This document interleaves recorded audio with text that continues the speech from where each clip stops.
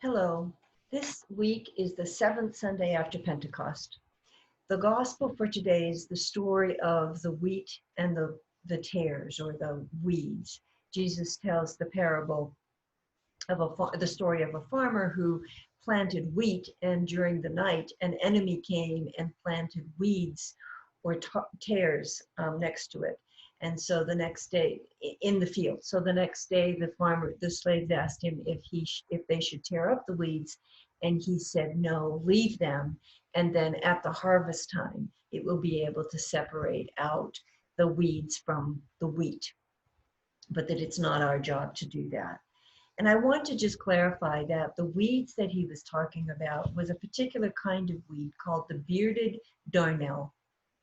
And it's a weed that gets entangled with the roots of the plant so that it sucks. It's not that it just crowds the ground like weeds in our garden do, but it gets entangled with the roots and sucks in the nutrients and the water. So as a result, they really are entangled, and you can't pull out the tares without also destroying the wheat. It also produces seed that looks just like wheat but causes hallucinations and poison. So Jesus is describing a dangerous world, a world in which we are always living with danger and what to do about it. And of course, the servants think that they can just get rid of it. If we just get rid of the bad guys, if we just get rid of what's wrong with the world, everything will be fine. And Jesus teaches us, no, everything is entangled. And he teaches us to live in a both and world rather than an either or world. But as I was reading this parable and thinking about it for today's meditation, I came back to a passage by a man named Thomas Kelly, who wrote a testament of devotion. And what he describes in our selfhood, in our spiritual selves, is, I think, what Jesus was explaining to his followers. And let me read to you what Thomas Kelly wrote. Deep within us all, there is an amazing inner sanctuary of the soul, a holy place, a divine center, a speaking voice to which we may continually return. Eternity is at our heart, pressing upon our time-torn lives, warming us with intimations of astounding destiny, calling us home unto itself. Yielding to these persuasions, gladly committing ourselves in body and soul utterly and completely to the light within us, is the beginning of true life. It is a dynamic center, a creative life that presses to birth within us. It is a light within that illumines the face of God and casts new shadows and new glories upon the human face. It is a seed stirring to life if we do not choke it.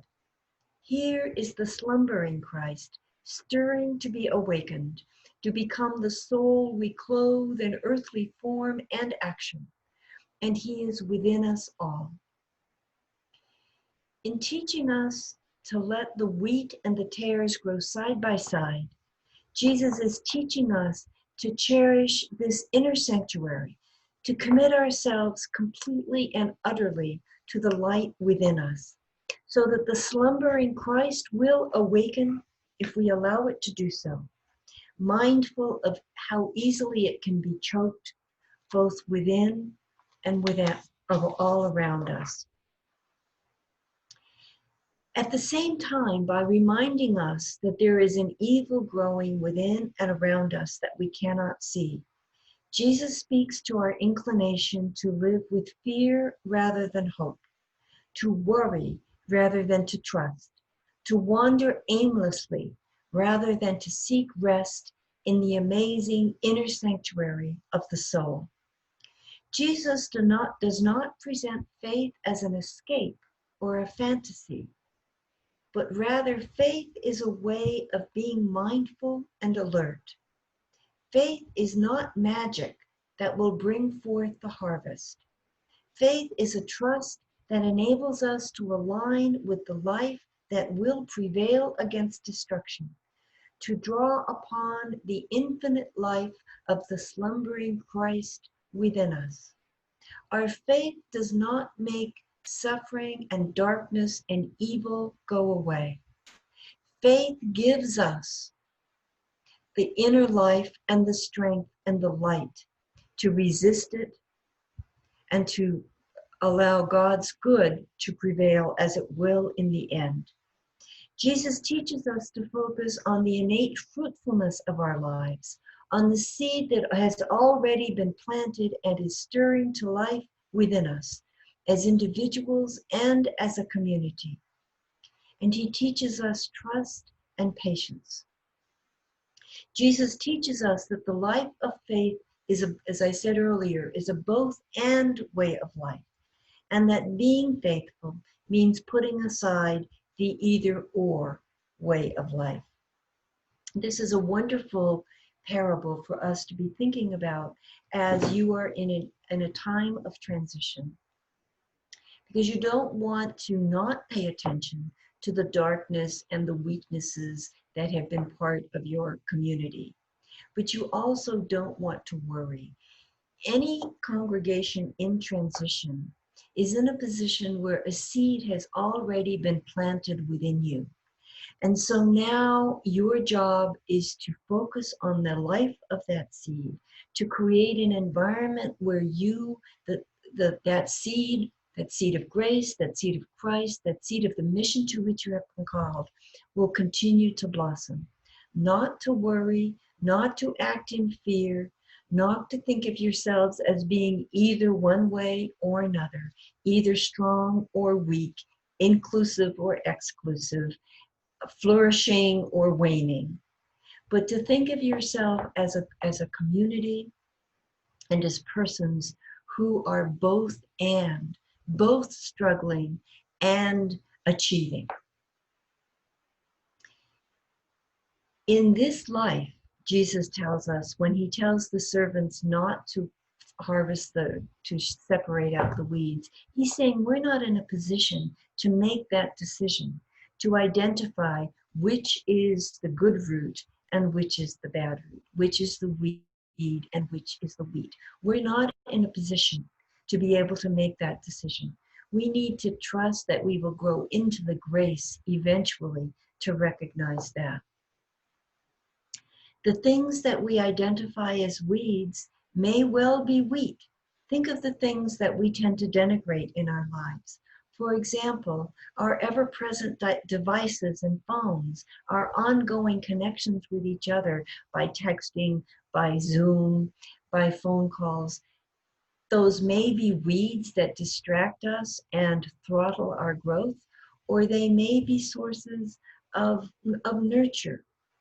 The demands of our daily lives can be overwhelming or can be energizing. Our loneliness of our solitude can be either a barren wilderness or a lush oasis. The pain of loss can cause devastating and long-lasting damage or bring wonder of new life and deep feeling. The uncertainty and open-endedness of our lives can isolate us or be a source of connection. They're both and. All of those conditions exist in every life. And as people of faith, we know that we have been given the grace and the light and the life to make the best use of them.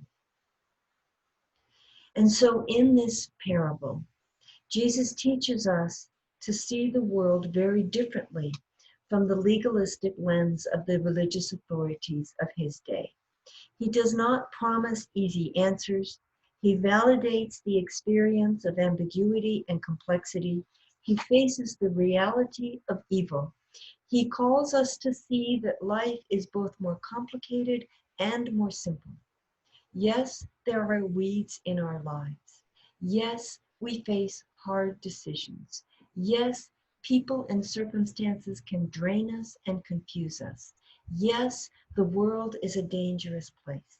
Yes, it is almost impossible to make plans for the future in the circumstances in which we now live. But at the same time, no, we don't have to remove the weeds. They are part of living. No, we don't have to judge or tell the difference between the weeds and the wheat for now. No, we do not need to live in fear. Instead, we need to declutter and de-weed our lives, our spiritual life, by our emotional life and our relationships, our professional life and our ministries, our intellectual and imaginative life. We need to clear our heads and our hearts and our minds and our lives and our relationships, so that we can see more clearly and we can be genuinely open to new ideas. For there is a beautiful life stirring within us, individually and in this community. I can tell you, I feel it at Trinity. There is an amazing inner sanctuary in our souls and in our community that needs our attention. I want to share you several years ago, a phone provider in Thailand named TTOAC had a commercial, which I think is a perfect example of what we need to do to declutter and clarify our lives. They were advertising this phone that was very easy to use. And this was a young couple with a young baby, and the mother had gone off to the grocery store, leaving her husband with the baby for the first time. And while he's with the baby starts to cry. And of course, he panics and he fills his head with all the different things that he's supposed to do so that this baby won't cry. So finally he calls, he's beside himself because he's so busy thinking, what should I do? So he calls his wife and she says, well, okay, put my phone so he can hear my voice. And he puts the phone down near the baby's face and he hears his mother's voice and it doesn't make any difference. And there's an animated video that they often play for him, and they play the animated video and that doesn't work. And the father is beside himself, and so finally he pauses and he reaches down and he picks up the baby and holds him to his heart, and the baby stops crying. That simplest of gestures, when he stopped trying to figure out what he was supposed to do, and he went to his own inner sanctuary and did what was instinctual to him. That's when he that's the moment he became a father. That's the moment when he brought the comfort to his baby that he needed to bring. That's when he allowed the slumbering Christ within him to awaken. That's when he committed single-mindedly to the light that was needed in his tiny corner of the world at that moment. He put everything else aside and listened to his own heart and did what was instinctively right. That's what each of us is capable of doing as individuals and as a community.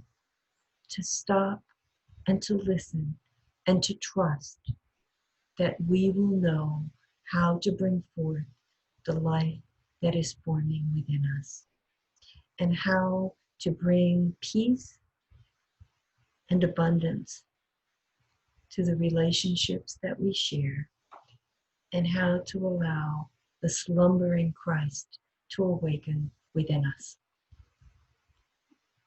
I want to end with a poem by David White called Easter Blessing.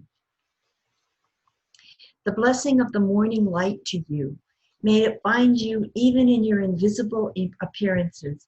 May you be seen to have risen from some other place you know and have known, in the darkness, and that carries you all you need. May you see what is hidden in you as a place of hospitality and shadowed shelter. May that hidden darkness be your gift to give. May you hold that shadow to the light, and the silence of that shelter be the word of the light. May you join all your previous disappearances with this new appearance, this new morning, this being seen again, new and newly alive, in your new life, in your new ministry, the slumbering Christ awakened and working through you. Amen.